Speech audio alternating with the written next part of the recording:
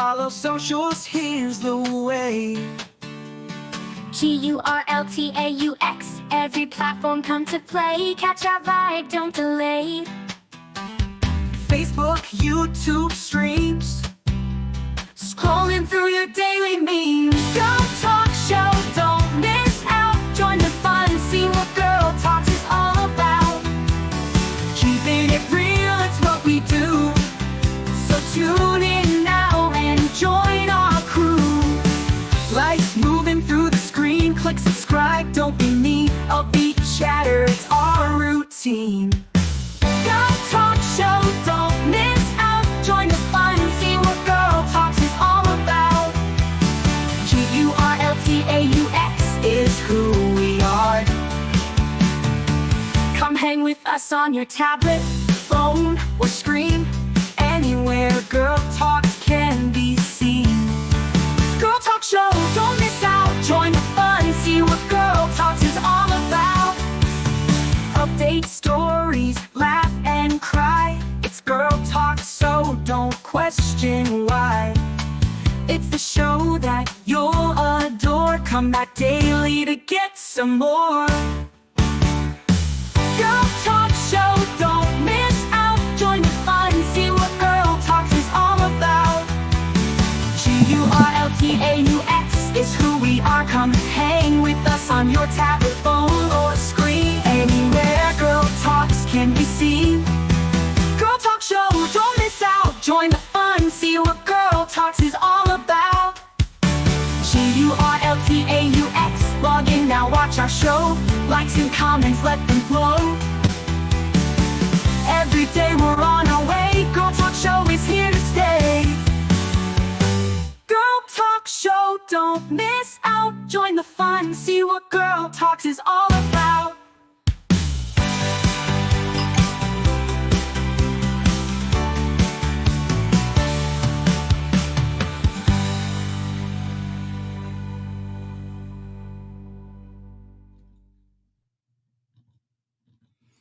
Hello, hello, hello. It is that time again. It's Friday. Yay. Sorry about this noise. I'm trying to tighten this up a little bit. Oh, how irritating. So sorry. I will leave it and fix it later. How's everybody on this wonderful Friday? It is Friday. Yay. So, yeah, I have a problem with the word. So I am going to be working on that. You know, when I used to do public speaking before, a long time ago, I didn't have any problems with the words. I didn't do it. Now, all of a sudden, it's like a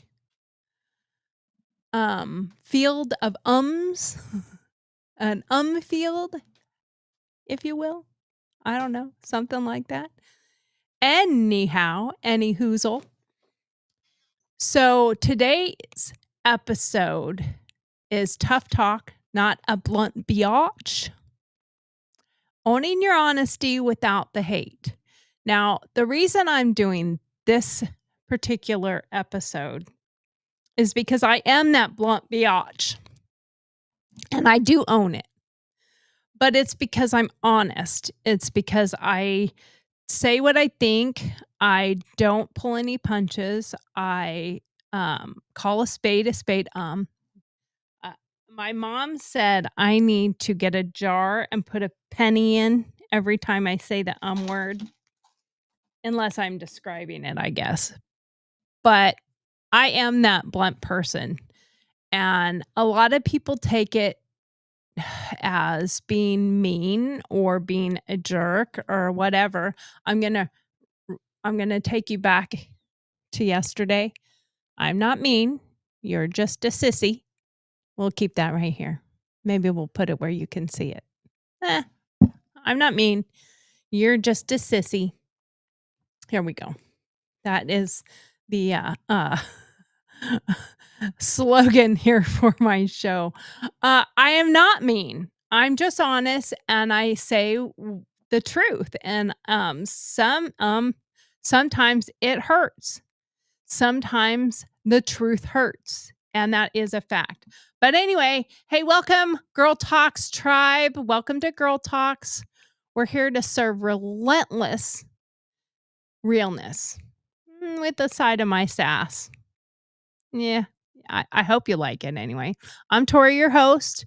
I'm a mom, entrepreneur, 50 plus firecracker who's tackled life's curveballs, from raising kids to roasting, hot flashes and haters alike. I have dealt with them all. Yeah, I have. Absolutely. I'm here to empower women on owning their truth. And for some fellas out there, they're welcome to learn a thing or two as well. I can say that much. Today, we're diving into tough talk. Not a blunt biatch, even though I'm okay owning that. And I think if you are that blunt biatch, you should own it. Own that. Owning honesty without the hate. And what I mean by that is I get a lot of hate for being that blunt person. I'm sure if you're that person, you get it too. I don't believe in pushing things under the rug. If somebody does something that I don't like or that I think is contradictory to what they should be doing, I will tell you. If the dress is ugly, I will tell you that dress looks like shit. Don't wear it. If you want me to give you just unbridled adulations and that's what you're seeking by asking, oh, does this outfit make me look bad? And I think it looks bad, I'm going to tell you. On the contrary to that, even though I was always this way and have always been this way, some people don't like it and they get kind of irritated with it.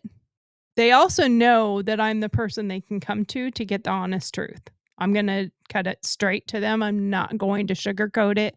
I'm not going to make you feel good about yourself just because that's what you want to hear.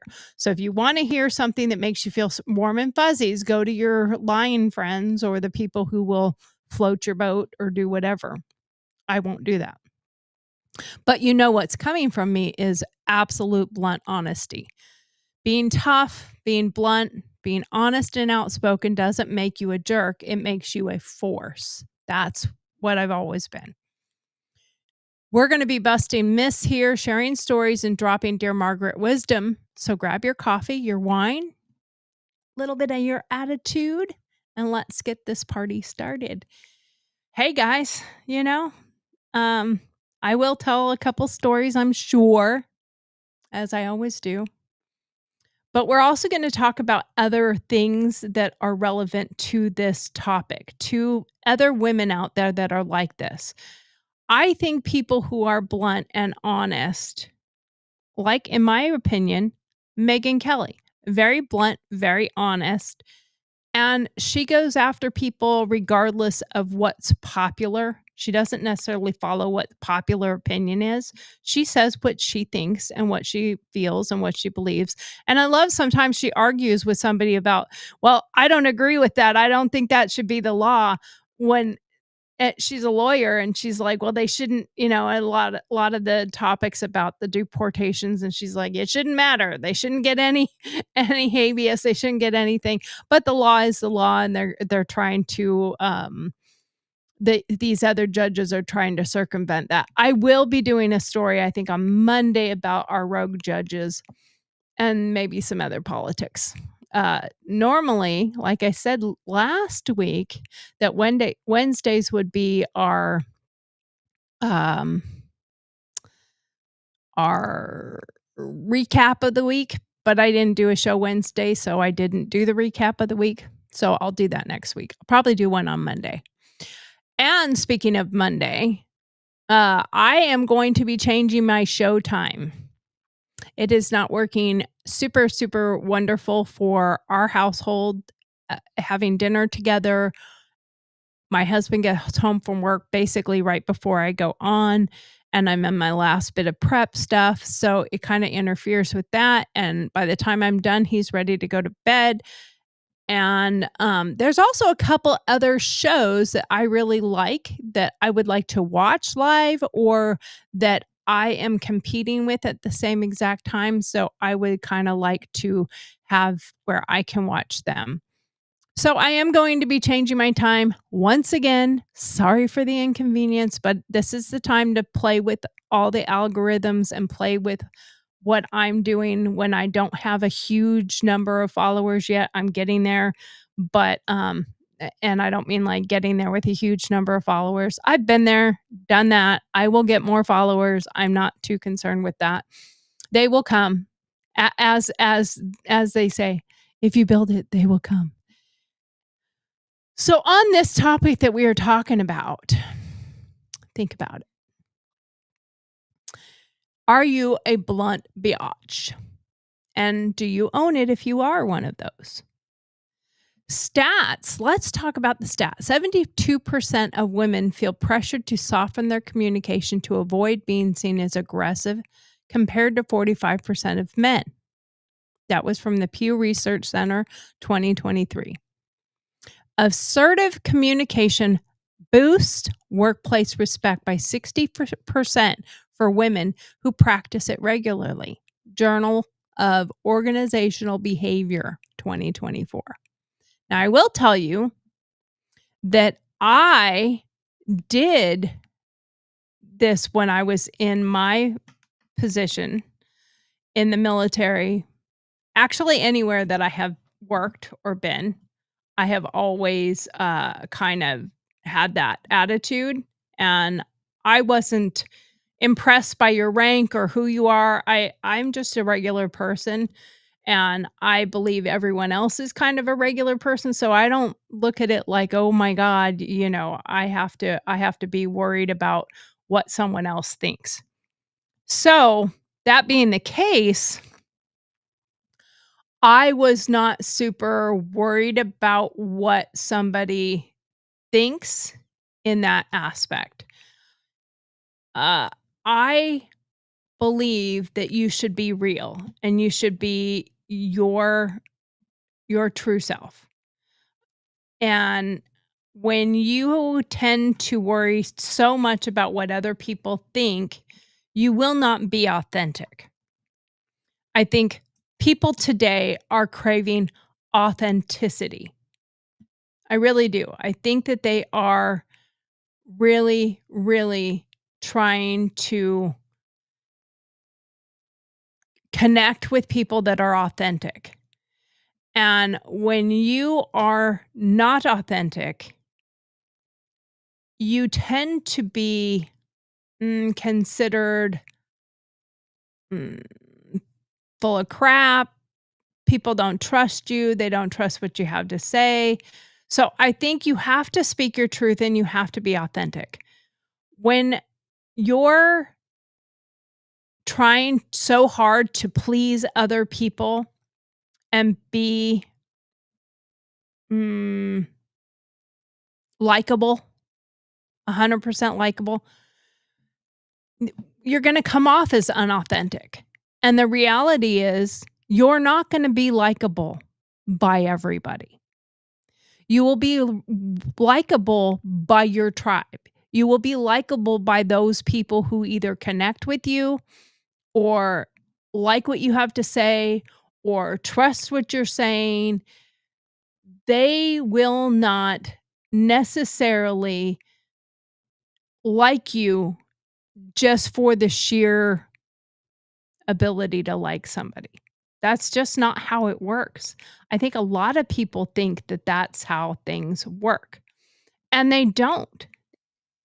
Right? We have to be our authentic selves without worrying about whether somebody likes you or not, because the right people will like you and the wrong people won't. All right, let's warm this up with a Gurl TauX laugh. I always try to do something. Why did the honest woman get kicked out of the polite party? Because she brought truth bombs instead of cupcakes. Ba-dum-bum. Y'all got a better one? Drop it in the comments. I'm waiting. The reality is, that's true. And look at politics right now. The polite party was the Democratic Party. So anyone being honest has been kicked out of the polite party. And look at the people that they have kicked out of, or have, like, people said, "Why did you leave the Democratic Party?" And many people are now saying, "I didn't leave, they left me." But look at the people who have been kicked out of the political party, the polite party, as it were. It used to be the polite party. Tulsi Gabbard, outspoken, honest, strong. Megyn Kelly, she wasn't really a Democrat, but she was way more neutral, and now she is full MAGA. Look at the different people who have been kicked out of the polite party, the Democratic Party. I'm going to keep saying that because that they were the polite party. Political correctness. You can't say that. That's not nice. That you can't do that. That's not nice. They were the ones of cancel culture because you weren't nice. Cancel comedy. Like, comedy around the board has been stifled because of the polite party. So when people come with those truth bombs instead of cupcakes to the party, they're like, "Hey, you can leave now." That's kind of been the way it's been going. Let's think about the playfulness and the tone we've all had in the last week of the Blue Origin. We can roast them now. Everyone is roasting them except for the polite party. "Oh, you guys can't say that. You can't be mean." We're not being mean. We're being honest. We're being truthful. They are not astronauts. Was it a cool experience? I'm sure it was. Did they go to space? Nah, sorta. They went to suborbital. They got to float around a little bit. They got to learn ingress and egress and how to buckle a seatbelt. Well, I've been doing that since I was a kid. My dad made me learn how to drive a car as if I were going to drive a race car before I was allowed to drive a car. Can half of them even drive a stick shift? That's what I'd like to know. Now, like I said, I corrected myself. Lauren Sanchez is a helicopter pilot. On the one video I watched her flying, and I showed it on my show, she seemed very competent. She seemed very smart. She did not look like a bimbo. She didn't act like a bimbo until she was on the blue horizon. And then she was like all bimbedded out. What happens? Well, because she wants everyone to like her in her cool club, in the polite party. She wants everyone to love her and like her. That is not how it really works. That's not how any of this works. I'm always at the bold desk. I'm always the one that will tell you the way it is. Let's talk tough. Society loves to slap labels on women who speak their mind. Blunt, bossy. My personal favorite, BeeYotch. But here's the realness in it. Being tough, honest, and outspoken isn't about being mean. It's about owning your honesty and being courageous enough to share it, to put it out there. Like, for instance, let's look at the person who is, let's have a little scenario here. You're getting ready to get into a car and go somewhere with your friends. There's a group of you, maybe 4 or 5 people. You're all getting into the car. And the person that's driving the car isn't overly, but it's a little obvious that they have been drinking. They smell of alcohol. They might be slurring their words a bit. They're maybe even a family member. Who knows? Or you're new to the group. And nobody says anything. Nobody. They're all just getting in the car. There might have been a little side eye. There might have been a little, I wonder. There might have been even a little chitter chat between a couple people. Like, I think he's been drinking. Yeah, I think he's been drinking too. But yet they don't say anything because they don't want to be mean. They don't want to be rude. They don't want to be the not polite person. So they don't say anything. They quietly go to get in the car. Now, me, I'm there. I'm that new person that y'all just brought into your group. And I'm like, hey, I'll just stand there. When somebody says, well, are you getting in? Nope, I'm not getting in. He's been drinking. I can clearly see he's drinking. I can smell the alcohol on him, and I'm not getting in a car with him driving. Do you want me to drive? I'll drive. I'm sober. But I'm not getting in if he's driving. And then quite often what happens is this is the domino effect.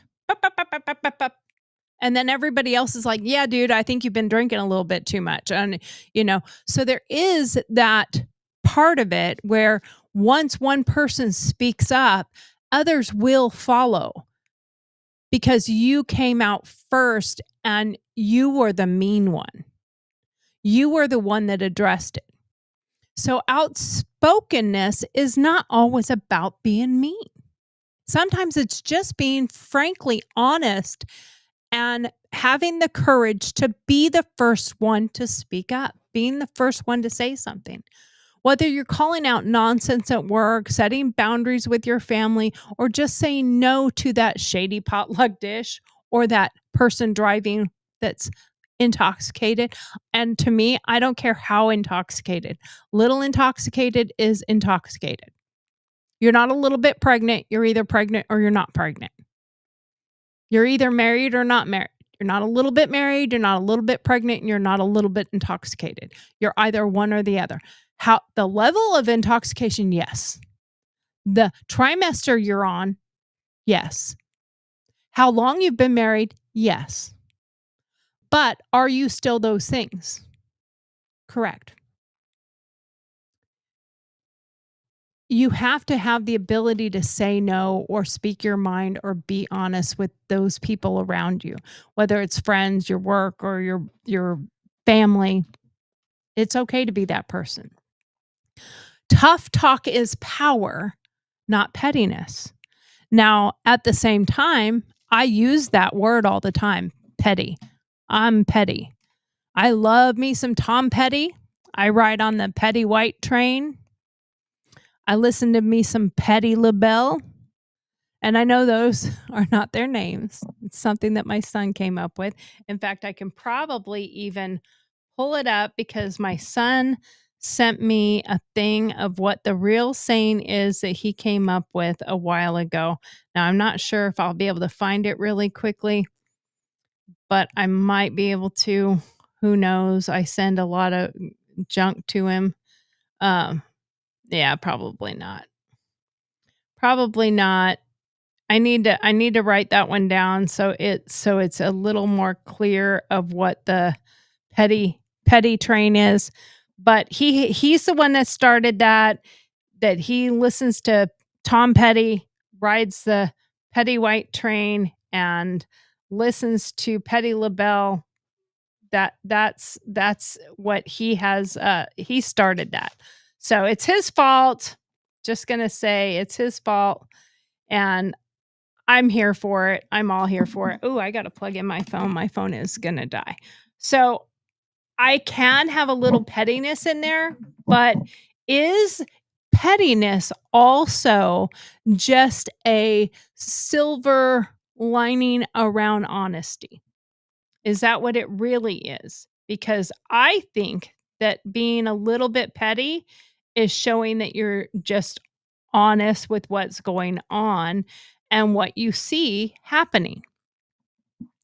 It doesn't mean that you're being petty. Well, I mean, there are people that can just be completely petty about the smallest things. I'm not talking about that. I'm talking about just being honest in general, not sweeping stuff under the rug. The world's got it twisted, though. Stats show that 72% of women feel they gotta sugarcoat their words to avoid being seen as aggressive, while men, only 45%, feel the pressure. Let's not start on the double standards. When a guy's direct, he's confident. When we do it, we're rude. No, ma'am. No, ma'am. I'm not rude. I'm being honest. Being outspoken means you've got the guts to stand up, not tear down. But it's kind of like a tightrope that we're walking. Say it wrong and you're the villain. Say it right and you're a queen. Fact is, women who master assertive communication get 60% more respect at work. So today we're unpacking how to own your honesty without the hate. We have some Dear Margaret coming up. We have some advice and some personal stories that'll hit home, because tough talk, it's not about being that blunt biatch. It's about being a badass at heart. It's about being strong, having courage, and the brazen capability to call a spade, talk the way that you talk, be honest and truthful, and tell the facts, and not be sidelined by politeness, not be sidelined by political correctness, not be sidelined by the polite party, where you can really just be who you are. Like I said, 65% of women report being criticized for direct communication compared to 38% of men. That was a Harvard Business Review. Women who use assertive language are 50% more likely to influence outcome in negotiations. Likewise, I do swear sometimes. I have a potty mouth. There's that word. Bad word. That's a worse four-letter word than the FUCK word, but in my book. But you think about it, quite often if a woman uses those words. Now, I don't think you need to do it all the time. I don't think you need to sound like a total sailor potty mouth. But the reality is, and it depends on your age, I think in the old school mentality, my mom can't stand it at all. And I've rarely heard her cuss compared to me. But at the same time, like, when I've seen Megyn Kelly go off on her show in a tirade, dropping the F-bomb and everything else, I find it empowering. I find it to be, I gleefully laugh and I gleefully clap along. You're like, you go, Megyn. You nailed it. You knocked it out of the park. Absolutely love it, because it's about being bold and being strong and assertive in her stance on a topic or something that she's talking about. So I find that to be, in my opinion, entertaining. I don't find it to be negative in any way, shape, or form. I really don't. So that being said, it is what it is, and you don't have to think negatively in that manner. Like I said, my little sign right here, you can just keep reading it whenever you think I'm being an ass, but I'm not mean. You're just a sissy if you can't handle the truth. What was that line from A Few Good Men? You can't handle the truth. And that is true for so many people. So many people cannot handle the truth, and they think that they deserve or entitled to more than what they really are entitled to. So let's listen to this just 2-minute little take here. Okay. Hopefully I got it. Hold on. Stop the presses. Let's go back. Start it over again, because I, of course, had the volume off. I've been getting better at making sure the volume's off when I pull it up, because it wants the sound to go. But there's that word again. I am going to start putting a quarter or a dollar in or something like that. Maybe I'll have a vacation in like a week after I do that. So let's listen. Does it even have any sound?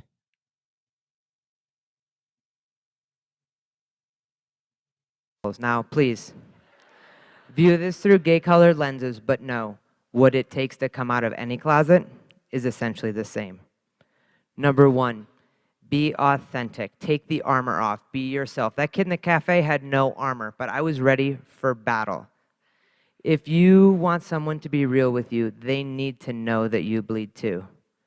Number 2, be direct. Just say it. Rip the Band-Aid off. If you know you are gay, just say it. If you tell your parents you might be gay, they will hold out hope that this will change. Do not give them that sense of false hope. And number 3, and most important, be unapologetic. You are speaking your truth. Never apologize for that. And some folks might. Now, the thing is, even though that this is about his coming out of the closet, that was his TED Talk, was about coming out of the closet. Even though that's what it is, everything that he is saying is accurate and usable in all realms of life. In your business, in your personal, in your family, everything that he is saying is still the same. You think about it, what he is saying is be authentic. I had no armor, Whoops. but I was. Be authentic. Absolutely. 100% accurate. Be direct. That sometimes being direct is what people consider being rude. Being direct, and then be unapologetic. Absolutely 100% you should be unapologetic. Don't apologize for being that honest, blunt, truthful person. You don't need to be apologetic for that because you are being authentic. Don't be apologetic for doing those things. Absolutely. Let's continue with another minute. Apologize for that. And some folks may have gotten hurt along the way. So sure, apologize for what you've done, but never apologize for who you are. And yeah, some folks may be disappointed, but that is on them, not on you. Those are their expectations of who you are, not yours. That is their story, not yours. The only story that matters is the one that you want to write. So the next time you find yourself in a pitch black closet clutching your grenade, know we have all been there before. And you may feel so very alone, but you are not. And we know it's hard, but we need you out here, no matter what your walls are made of. Because I guarantee you there are others peering through the keyhole of their closets looking for the next brave soul to bust the door open, so be that person. And show the world that we are bigger than our closets, and that a closet is no place for a person to truly live. Now, again, that is a great story for coming out of the closet, but it's a great thing to look at in your own personal life. Everything that you're doing, you should not stay in the closet with how you feel about something. You shouldn't. I think it's also one of the biggest reasons why there's divorces. One of the biggest reasons why there's divorces is because of people who don't speak their minds. They don't speak truth to what they feel or what they're thinking. Think about this for a moment. And this is a lot of relationships, a lot of marriages and whatnot. If you don't set boundaries and you don't stand up for yourself and you don't speak your mind and things happen, and you let it go. You don't want to rock the boat. You just want to ride the wave gently through the ocean on your little happy cruise liner that you're on, and you don't want to cause any rifts or any problems. But yet that person keeps doing this thing. It irritates you. It annoys you. It bothers you. You think it's rude. You think it's disrespectful. You think it's hurtful. They don't consider your feelings. But yet you let it go, and you let it go, and you let it go, and you let it go. Well, other things start creeping in along the way. So those other things bother you, And that first thing bothers you. And now you just keep piling them on top of each other, bigger and bigger and bigger. And eventually, at some point in time, let's say you've been married for 10 years or 12 years or 5 years or whatever it is. And finally, they do that same thing. It's the one at the bottom that you let go for so long. And you say, oh my God, it really irritates me that you, let's say something super petty, that you put the silverware in the dishwasher with the utensils up instead of down. I want them down. Why can't you put them down? You see, every time I do it, I put them down. And then every time you do it, you put them up. But then I correct it and I put them down. Why can't you just, I'm sorry, I didn't know you wanted them down. Why didn't you ever say anything? You've never said anything. We've been married for 15 years. Why haven't you ever said anything? I didn't know that you wanted them down. I've always wanted them down. It's bothered me every day. It's bothered me every single time I do the dishes. Well, you've never said anything, so I didn't know it bothered you.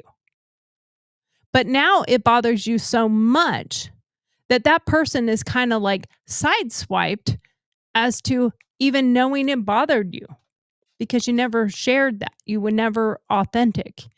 You never owned your truth.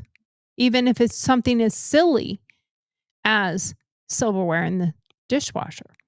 I tell my husband all the time, because he is that person. He will not say anything. He doesn't want to rock the boat. He never wants to have any riffs. He doesn't want to be that person. He's very, very quiet about things. He's much better now because I push him to tell the truth. I push him into his authentic self. And I read his facial expressions. I read his body language. And I say, your mouth just said, yes, that sounds great. But your eyes said, I hate what you just said we're going to do. Or I don't want to do that. Or I don't like that. Or why do I have to do that? So I stop him. Hold on a second. You just said, yes, that sounds great. But your body language said something different. And he will generally, oh, no, it was fine. No, you're full of shit. Tell me what you really feel. Well, actually, we have this one story. It's called the pillow story. And there's that word again. Tink. I called my husband up. And yes, I'm gonna talk shit about my husband for a second. It's not really talking shit, but it's how he learned that this was okay to be honest with me, that I'm not going to take it personal. I'm not going to get upset about it. But we had gotten rid of our house. We decided we were going to live in an RV and go full-time in an RV. He was going to retire and we were going to travel. So we got rid of our house and all of our stuff. And I was trying to make the RV nice and pretty and all the things. So I was at Ross and I saw these really pretty pillows. And I think there's a lot of husbands that can relate to the pillow debacle, the pillow problem, pillow war. Have you? But I called him. And I said, hey, I found these really pretty pillows that would look nice on the couch. What do you think? I sent you a couple pictures. Which one do you like? So he replied back, whichever one you like. Okay. Well, then I picked the ones I liked. Brought them home, put them on the couch. Quite often we were picking them up. The dogs would get on the couch and we'd set them. There's like a shelf behind the couch. And he'd set them back there, or I'd set them back there. And I used one all the time behind my back.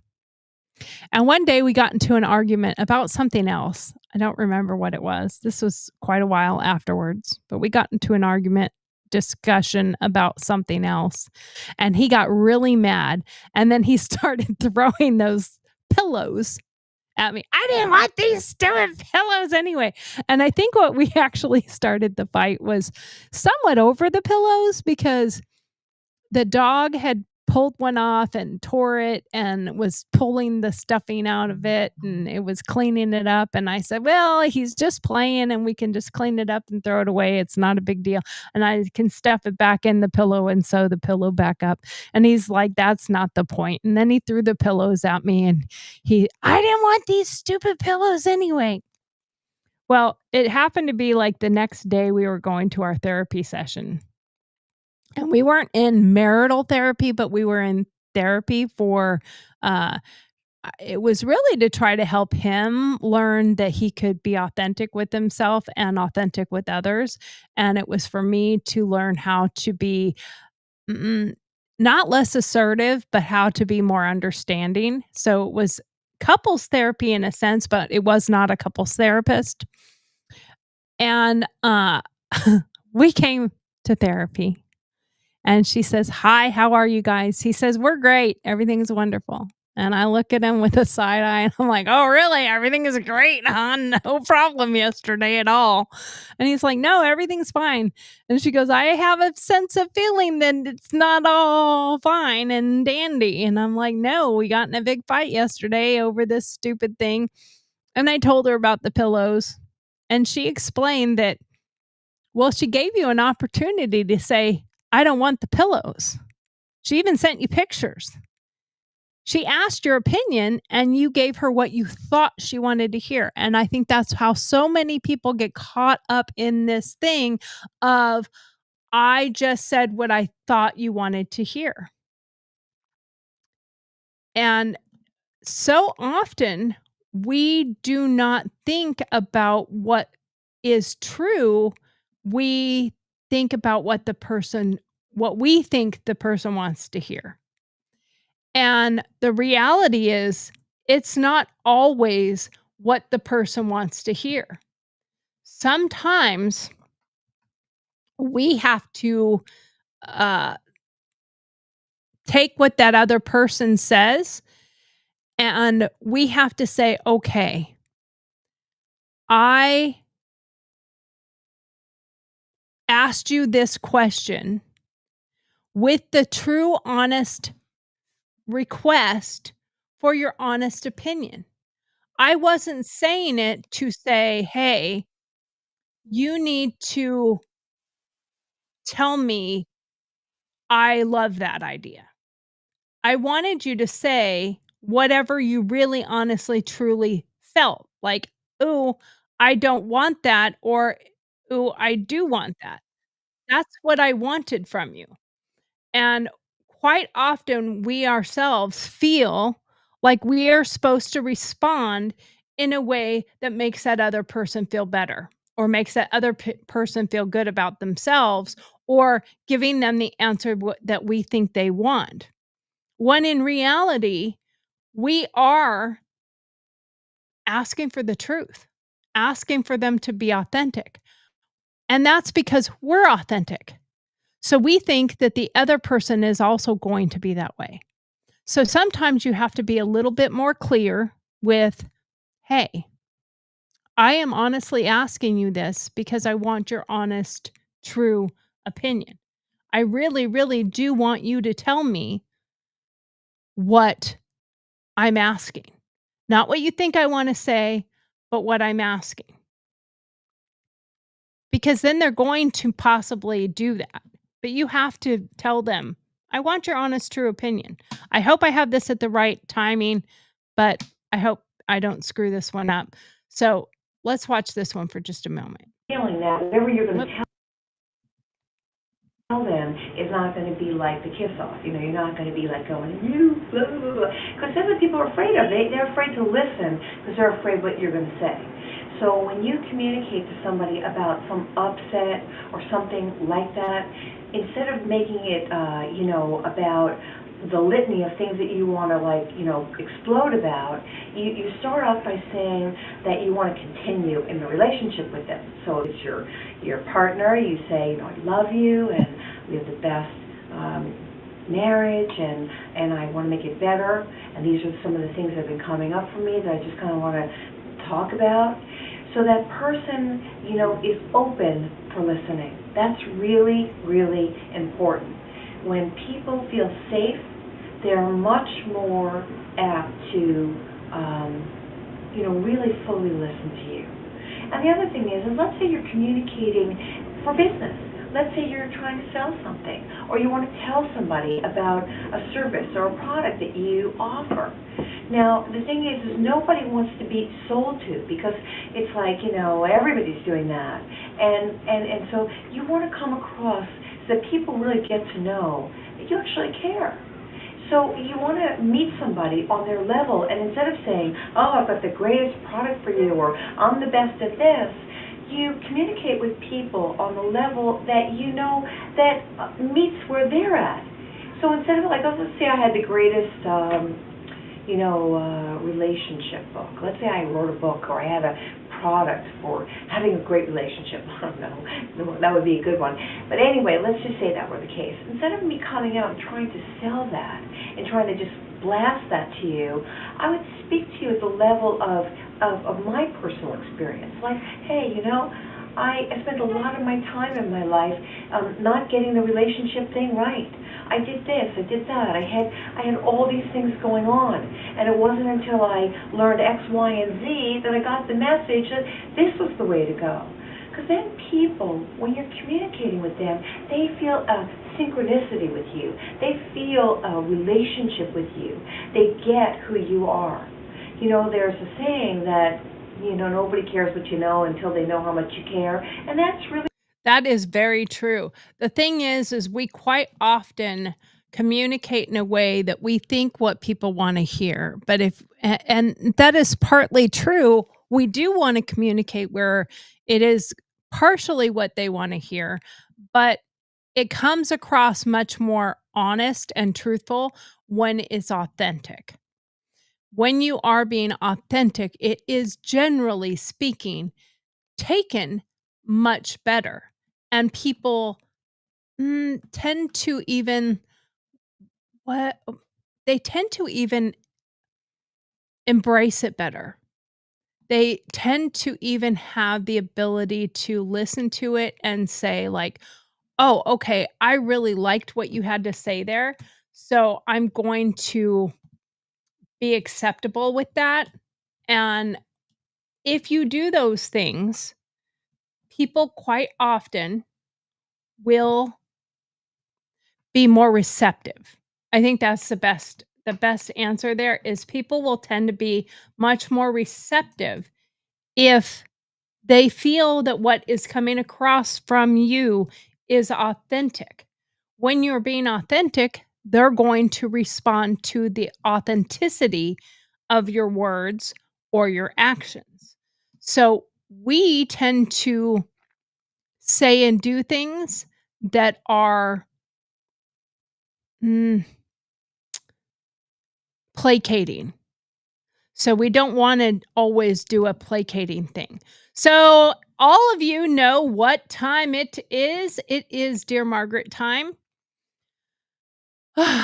where you drop your dilemmas and I dish out the wisdom, my wisdom.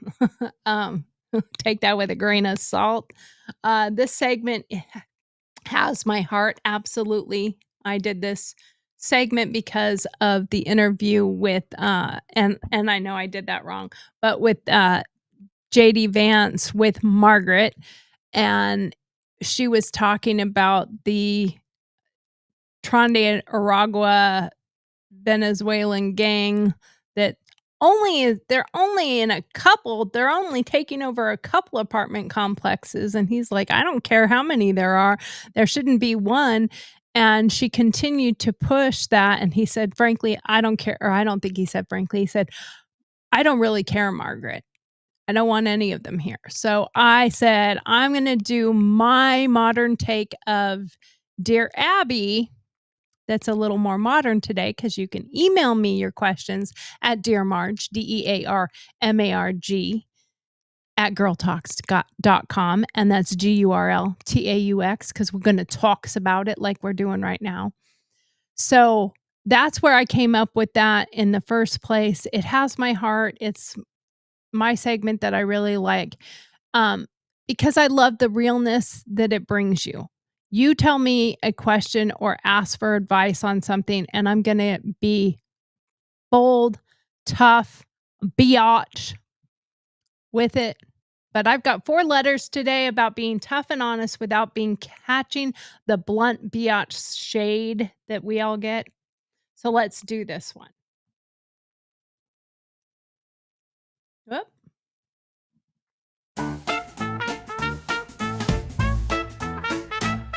Dear Margaret's here, let's dive right in. Bring your questions, let's begin. Life's a real maze. We'll help you with your coping. Dealing with life in this rat race. Honest thoughts, no sugarcoating. Tell us your tales, your woes, your gripes. No fluff, no bows, just real life types. Sign it clever, let your pen take flight. We'll serve the truth, sharp and bright. Send us a query, take a lead. No hidden rules, no secrets to keep. Anonymous wisdom that cuts so deep. Dear Margaret's advice you'll want to reap. But in the end, let's admit we all really don't care, Margaret.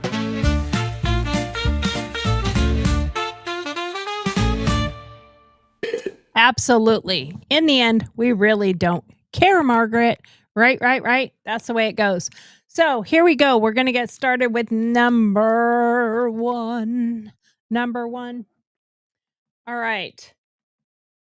Dear Margaret, I'm 52 and done biting my tongue at work. I spoke up about a bad idea in a meeting, and now my team calls me abrasive. How do I keep it real without being the office villain? Signed, Truth Teller in Tulsa. Well, Truth Teller. Sometimes that is where it starts. It starts with that first one.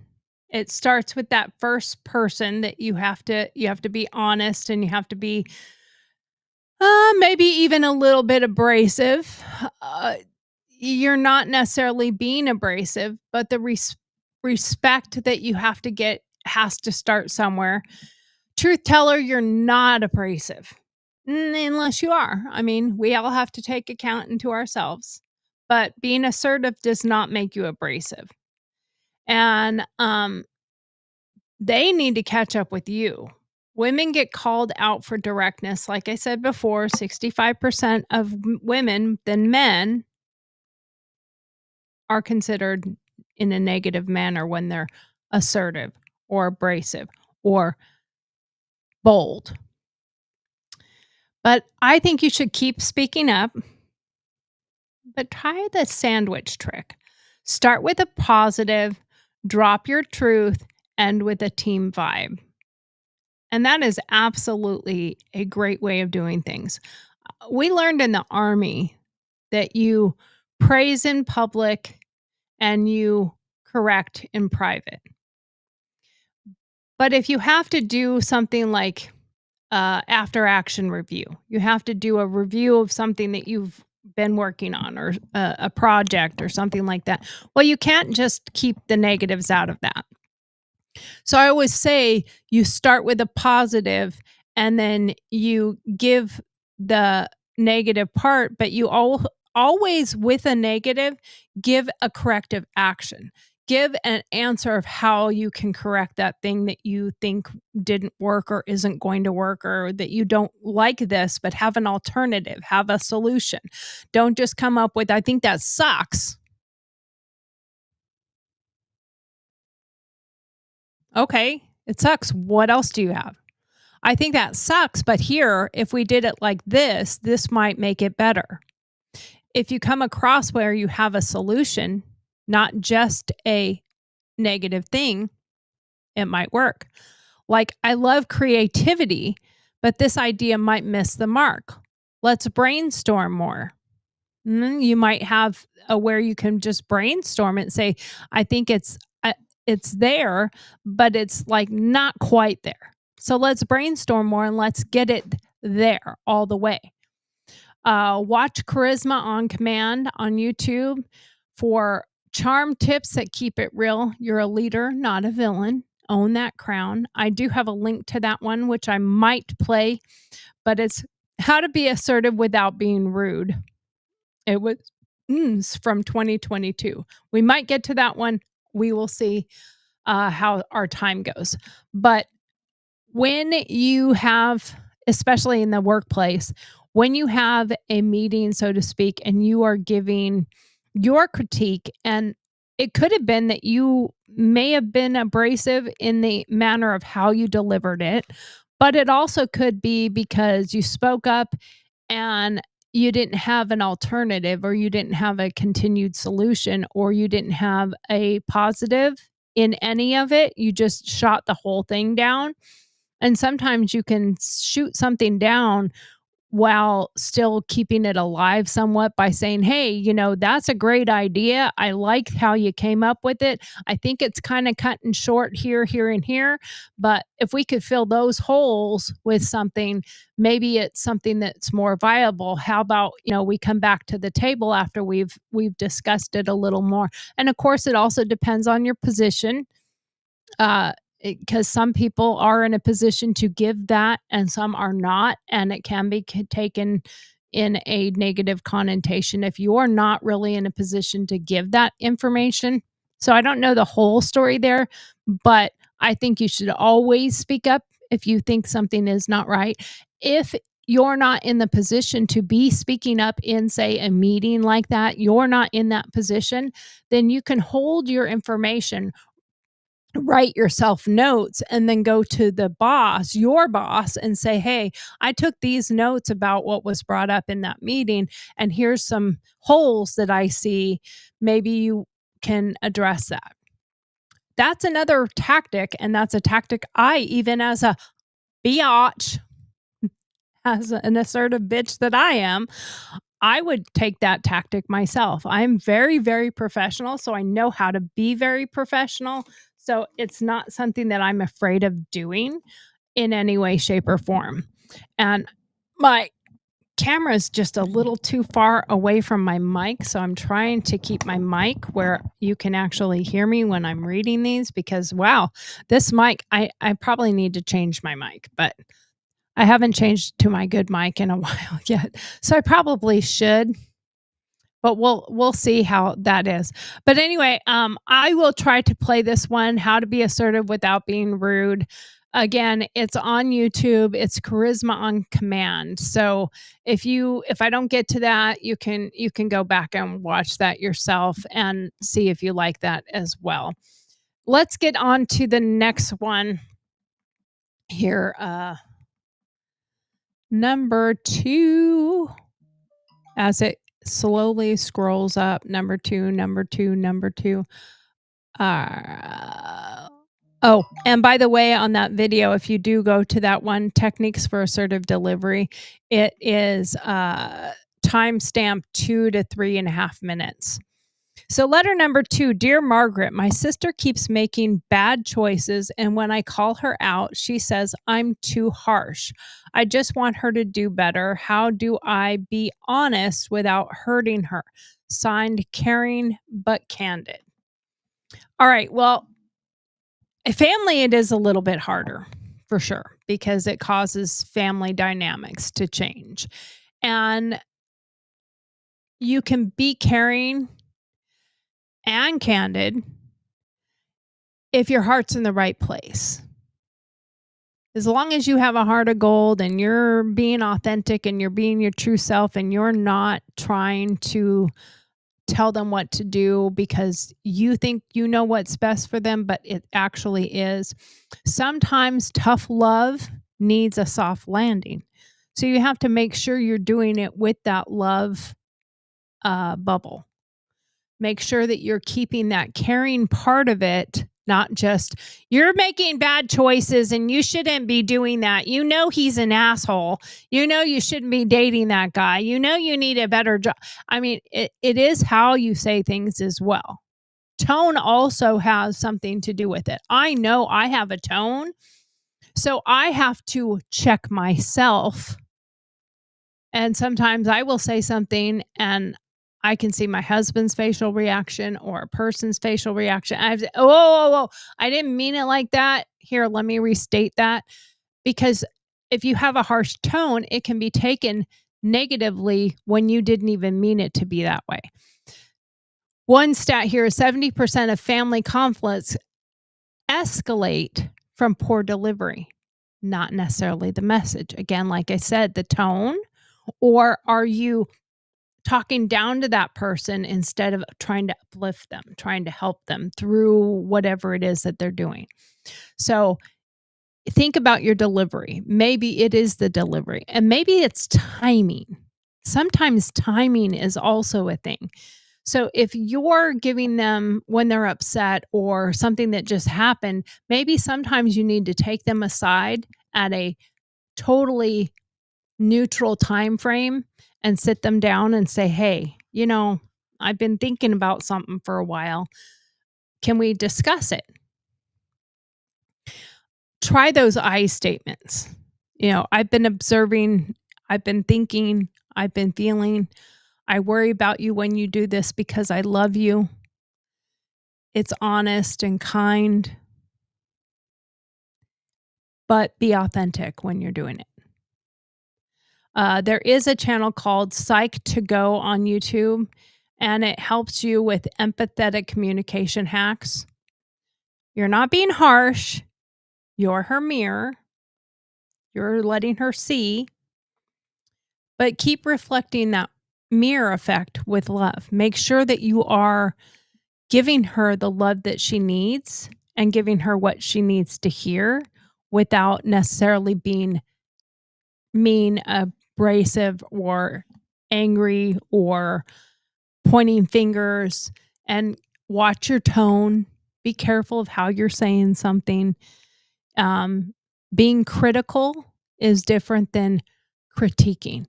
And even though criticism, critiquing, critical are all kind of in the same realm, I think it's all about delivery, and it's all about tone, and it's all about authenticity. What is the meaning behind it, too? Are you wanting her to do something that you want her to do, regardless of whether or not you think, or whether or not it is accurate? I mean, maybe you're the one that needs a little reflection. We all have to reflect on ourselves. You're not always right. They're not always wrong. They're not always right, and you're not always wrong. There's a balance. So you might have to look at some of that as well. Let's get to number 3 here. All right. Dear Margaret, I'm 47 and tired of people pleasing. I started being more direct, but my friends say I'm too blunt. How do I stay true to myself without losing them? Signed, Done with Doormat in Denver. Well, this goes back to the one that I was talking about before, with the couple being married for 15 years and the silverware and the dishwasher the wrong direction. When you've never been a certain way and then you change your way, you change how you handle something, then there is a chance that you could turn them off. You could make them not understand how you've always felt this way. So in some of those circumstances, I would almost say it would probably benefit you to take your friends aside, especially if they are your friends, and say, "Hey, I've had this thing that's been bothering me for a really, really, really long time. And I have said kind of everything that I thought everybody wanted to hear. I always gave what everybody wanted to hear. I was always super nice about everything."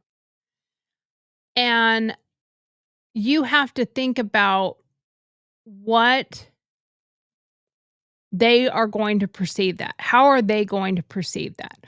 Are you going to just start truth bombing them and start being that, I'm bringing the truth bombs instead of the cupcakes?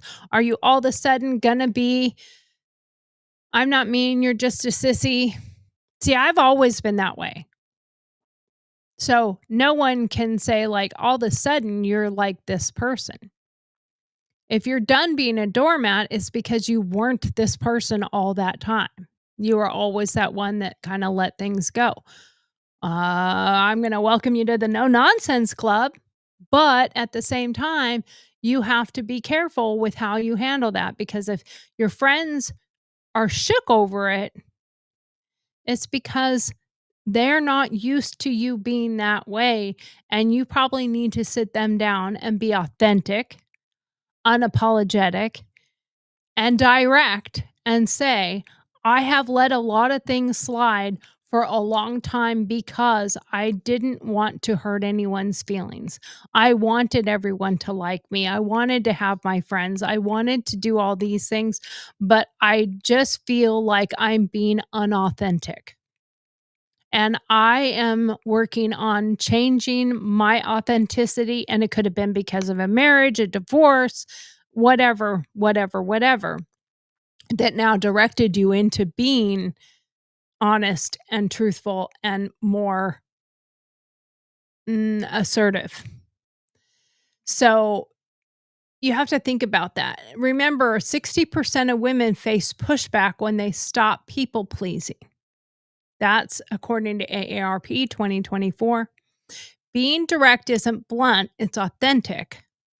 But you have to soften the edges. Make sure that you're being real. I value that, but do they value that? How's the landing? How's your tone? How are you delivering it? How's your delivery of your message versus what is the message? Watch Mel Robbins. She does some great talks about tips on owning your voice. You're not losing friends, you're finding your tribe. And it might be that, people come in and out of your lives at specific seasons for a reason. And sometimes losing friends helps build you a different way. Sometimes you have to go through that in order to find what is more authentic. And we're not always going to find that perfect balance. We're not always going to find the perfect answer. We just have to find what is our truth. We just have to find what is real for us. And sometimes you lose people in the process. Anyway, listen to Mel Robbins. She does an awful lot on yourself and how to speak and communication with confidence, how to speak your truth, strategies for authentic communication. She has some really great pointers. And I tried to find the video. I saw this a long time ago, but I did try to find it and I couldn't find the one. So I don't know if she changed her YouTube channel, because her YouTube channel now only has like 7 videos on it. So it looks like she's like rebranding or doing something new. So go look up Mel Robbins. She has some really great things on strategies for being your authentic self and how to communicate, communication skills, all that stuff.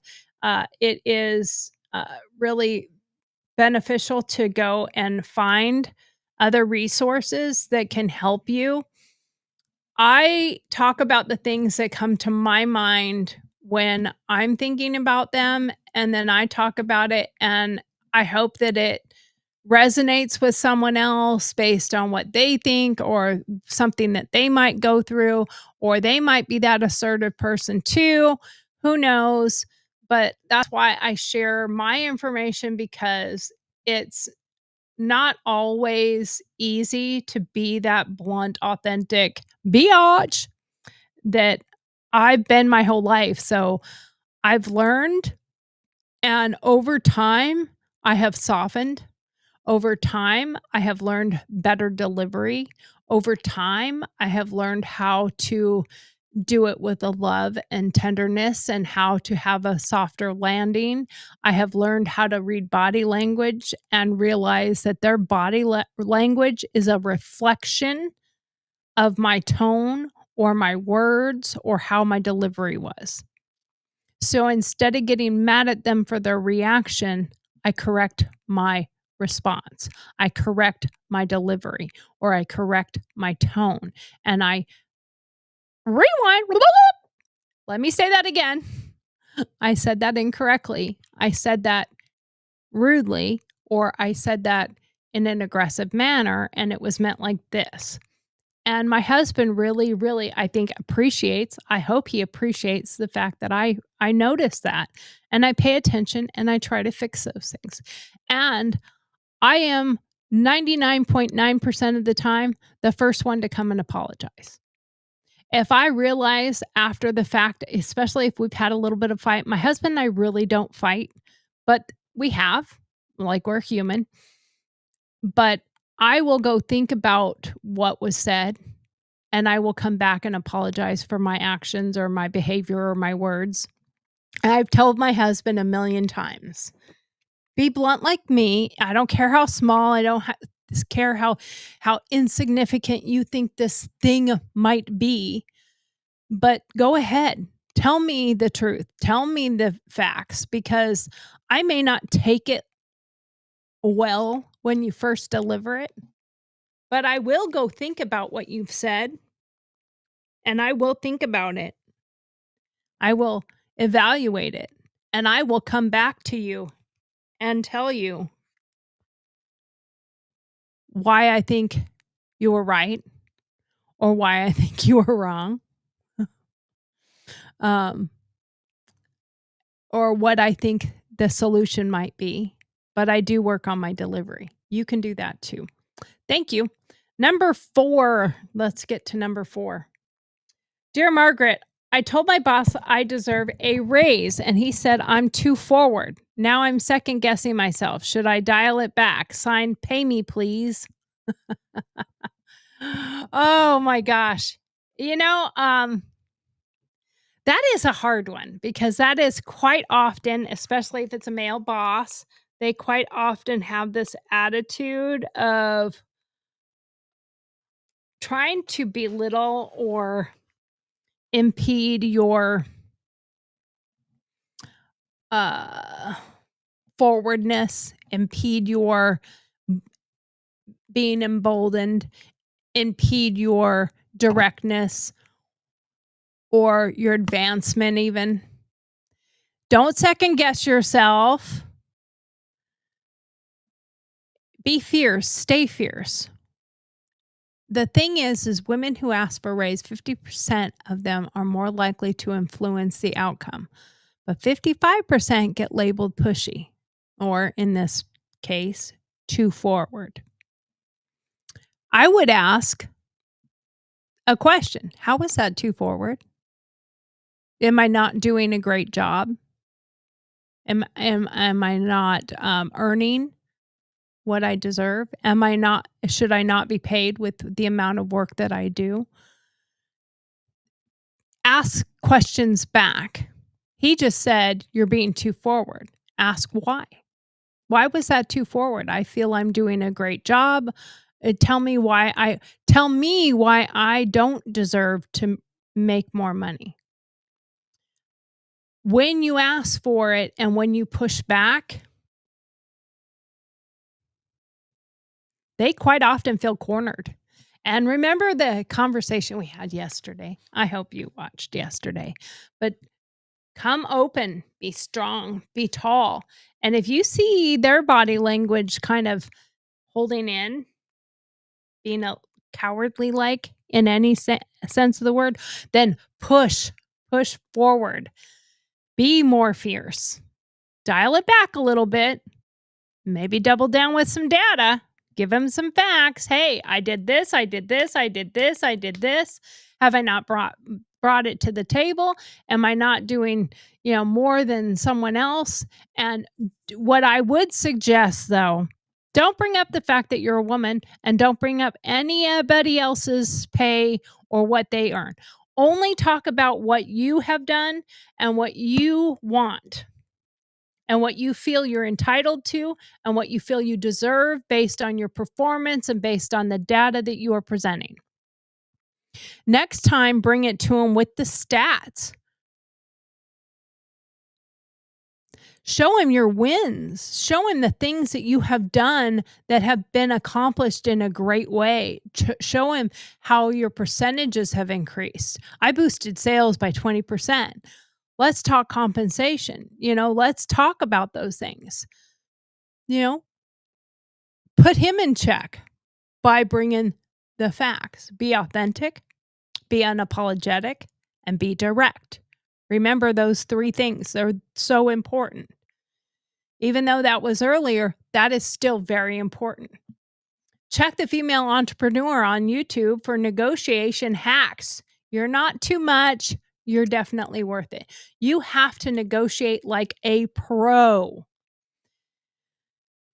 She does have some great tips on negotiating like a pro. That is a 2024 YouTube. Let's see if by any chance this link will work. But it's negotiation tips for women, the female entrepreneur. Let's see if we can find that at all.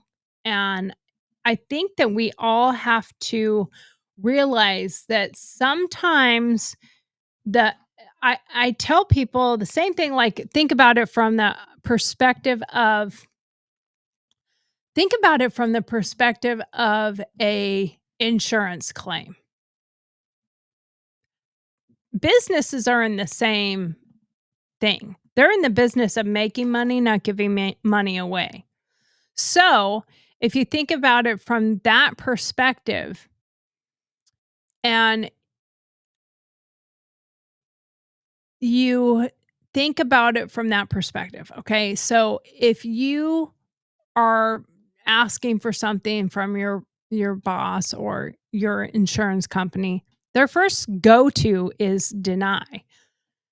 No. So insult you in the way of saying you're too forward. But if you push back and you stay authentic, you are direct, and you are unapologetic, and you come with the stats, and you come with the receipts of why you should get more money or why you deserve it, why you've earned it, why compensation should be equal to the amount of work that you're doing, then you're probably going to get a different result. But oftentimes it takes 2 or 3 times of asking for something or doing something before you get what you want.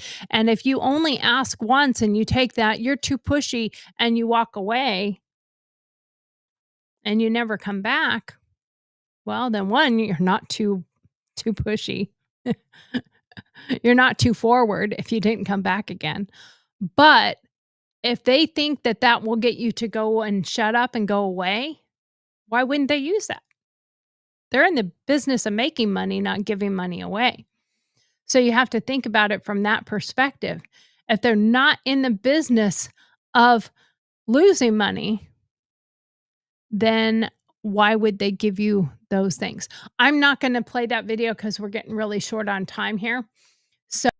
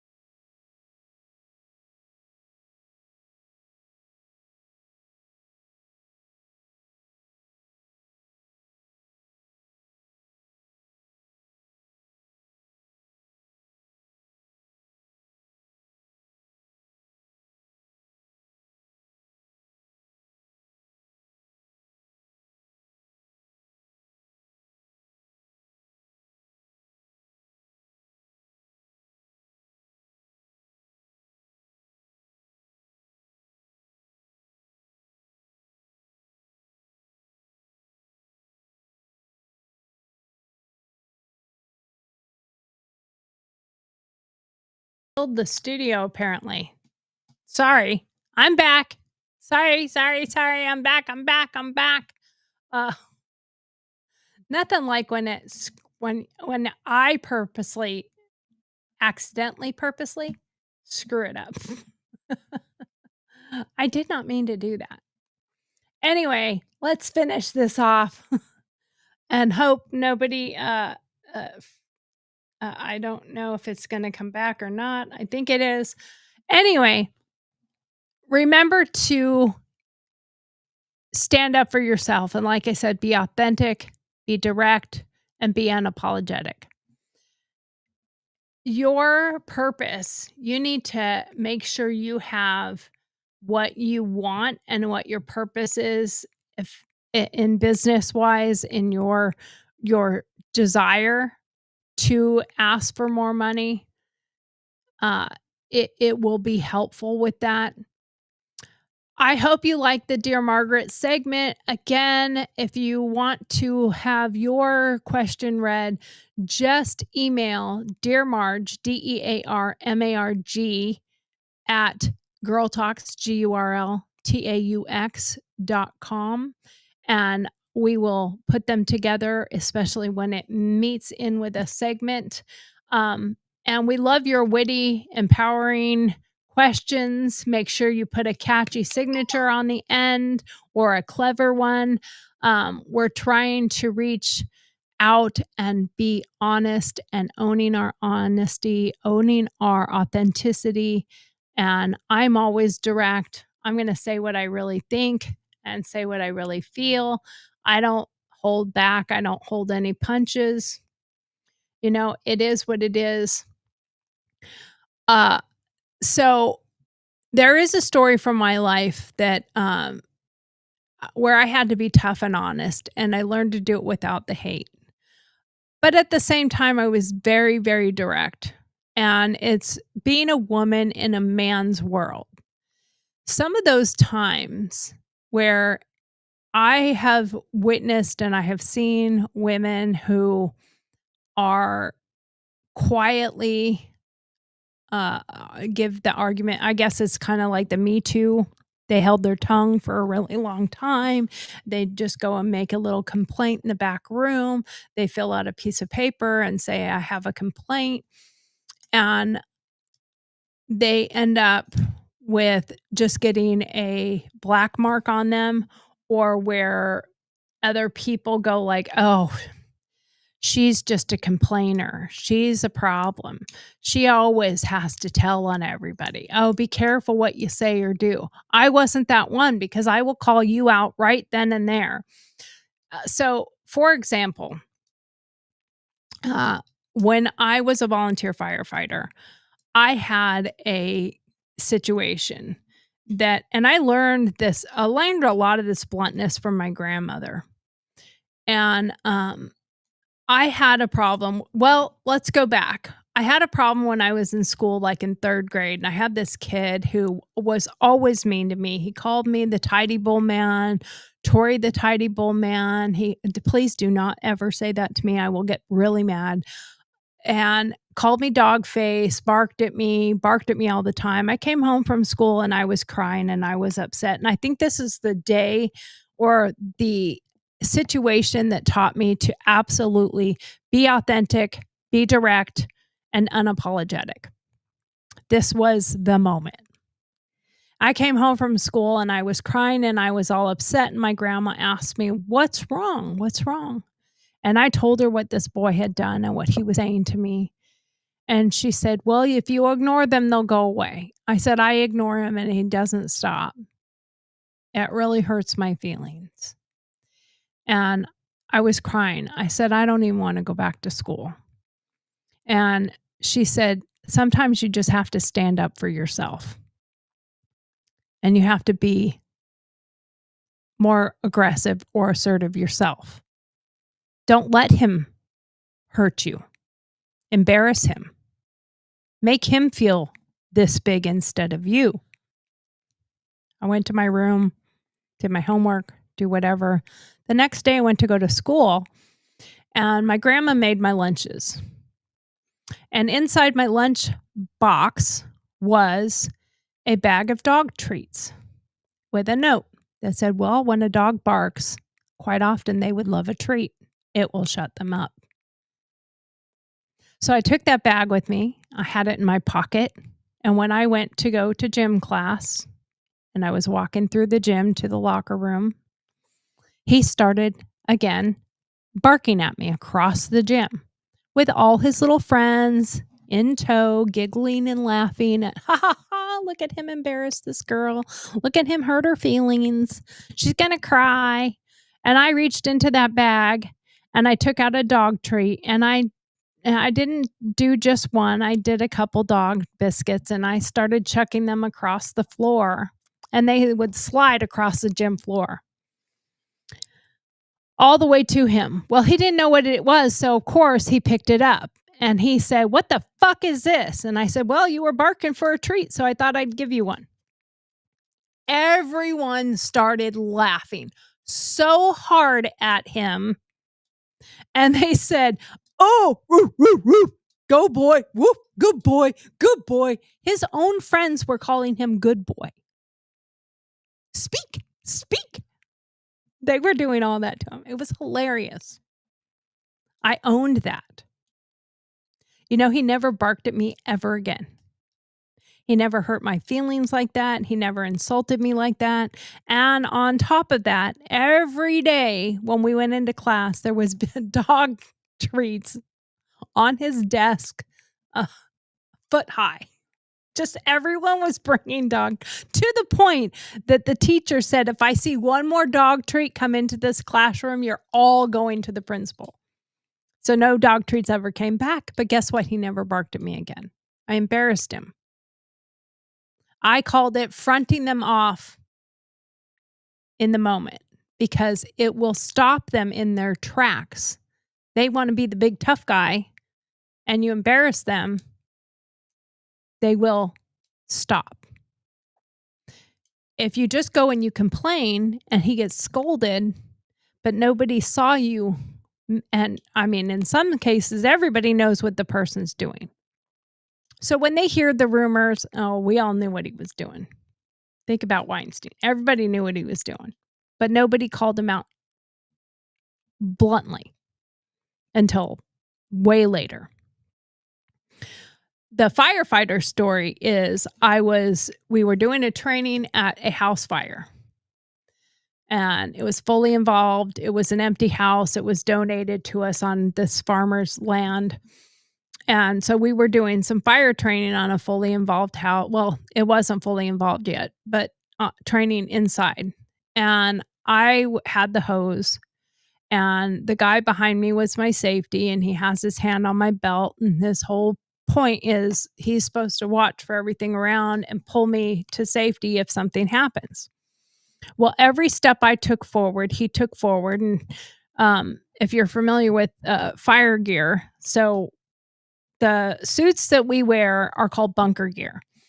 And they're very thick. They're fire retardant to a degree. And, we have all of our gear on.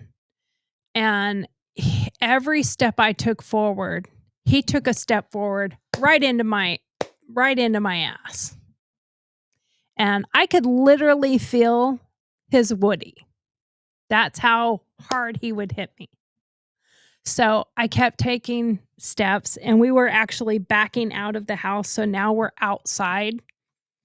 And the whole point of this burn in the first place was how to handle it once it gets to a fully involved. But we were supposed to try to vent the roof and we were supposed to do all the things. And there was 3 houses on this property. So we were able to do it 3 times in a row. And those are the best ones to do because they're more authentic than a fake apparatus that we use. Anyway, as we're backing out of the house, he continues doing this right into my butt, right into my butt, right into my butt every time I took a step. So finally, I'd had enough and I took a step, but I stepped over because the hose comes up and around and loops at your hip so that you have control of the hose. And And it's a handle like this to control the water that comes out. And I think it's about 350 PSI. It's a lot of PSI that comes out of that hose. And so I took another step. Now the hose comes between your legs, loops on your hip, and then you're holding it. And that way you're not tripping over it. You're walking around it. And so I took a step and I stepped over the hose so that the entire hose was on the side of me. And then I took the next step. And when I took the next step, I threw the hose fully on. I threw the hose and I dove left. And he didn't know it was coming. He didn't know it was going to happen. And here's that hose over there just flailing around all over the place. And he looks like he's trying to attack this wild hose, like he's trying to attack a python or something. And finally, the hose he catches it and it whacks him in the head. And I mean, it hit him hard. He probably got a concussion.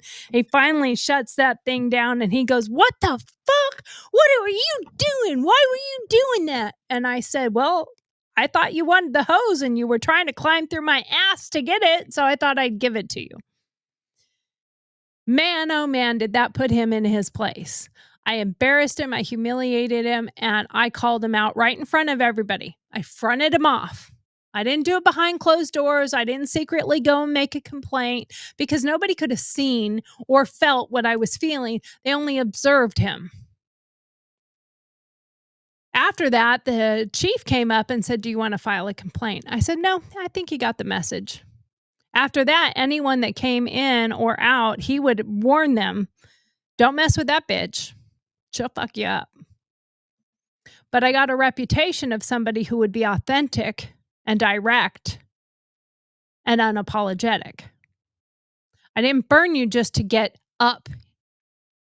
I didn't do things just to get a leg up on you. I stood my ground, but I did it so much so. Being tough and honest often comes with pushback.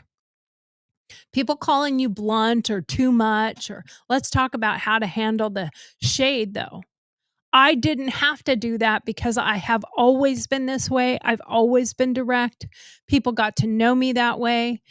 But I've always had that shine that people knew I was honest and I would tell them the truth.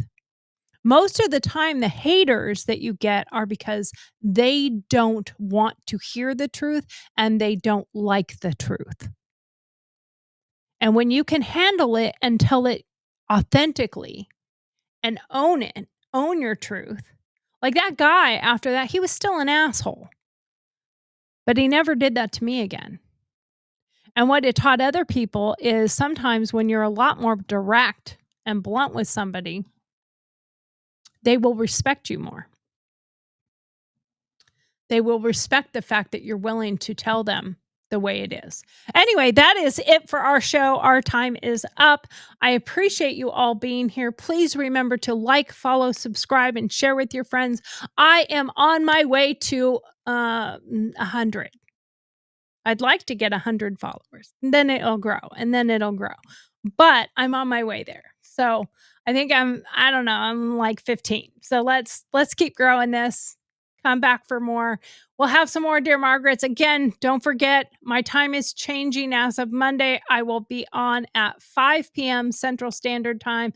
That's 6 p.m. Central, and that is 3 p.m. on the West Coast in the Pacific time zone. Thank you so much for being here. Thank you so much for following and liking, subscribing. Great night.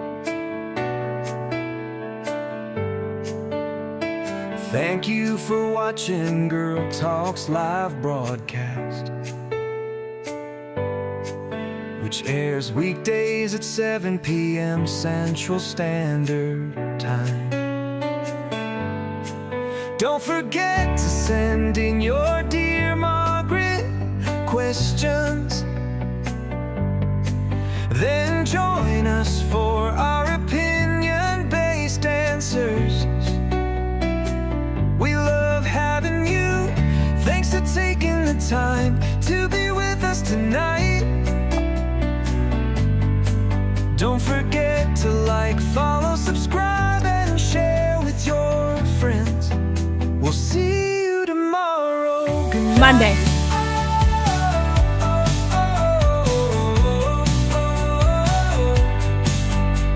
Good night.